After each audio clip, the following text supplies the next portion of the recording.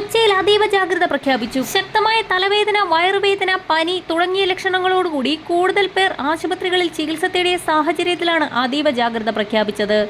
കഴിഞ്ഞ ദിവസം ഉച്ചയോടെ അതിശക്തമായ തലവേദനയെ തുടർന്ന് തൃക്കാക്കര നഗരസഭ MA Abubakar memorial government LP സ്കൂളിലെ 1ാം ക്ലാസ് വിദ്യാർത്ഥിയെ കാക്കനാട് സ്വകാര്യ ആശുപത്രിയിൽ പ്രാഥമിക ചികിത്സയ്ക്കായി പ്രവേശിപ്പിച്ചിരുന്നു. രാത്രി അസുഖം ഗുരുതരമായതിനെ തുടർന്ന് ആസ്റ്റർ മെഡിസിറ്റിയിലേക്ക് മാറ്റുകയായിരുന്നു. തീവ്രപരിചരണ വിഭാഗത്തിൽ കുട്ടിയെ പ്രവേശിപ്പിച്ച സാഹചര്യത്തിലാണ് സംസ്ഥാനത്തുടനീളം അതീവ ജാഗ്രത പ്രഖ്യാപിച്ചത്. ശക്തമായ തലവേദന, വയറുവേദന, ഛർദി, കഠിനമായ ദേഹത്ത് വേദന, പനി എന്നിവയാണ് പ്രാരംഭ ലക്ഷണങ്ങൾ.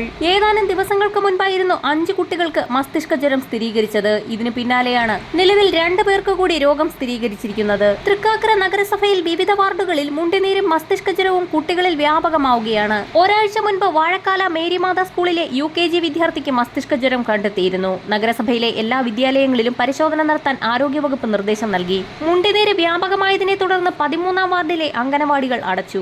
മസ്തിഷ്ക ജ്വരം, മുണ്ടിനീർ എന്നിവ പടർന്നു പിടിക്കുന്ന സാഹചര്യത്തിൽ സംസ്ഥാനത്തുടനീളം എല്ലാ ജില്ലകളിലും അതീവ ജാഗ്രത പാലിക്കണമെന്ന് നിർദ്ദേശത്തിൽ വ്യക്തമാക്കുന്നു.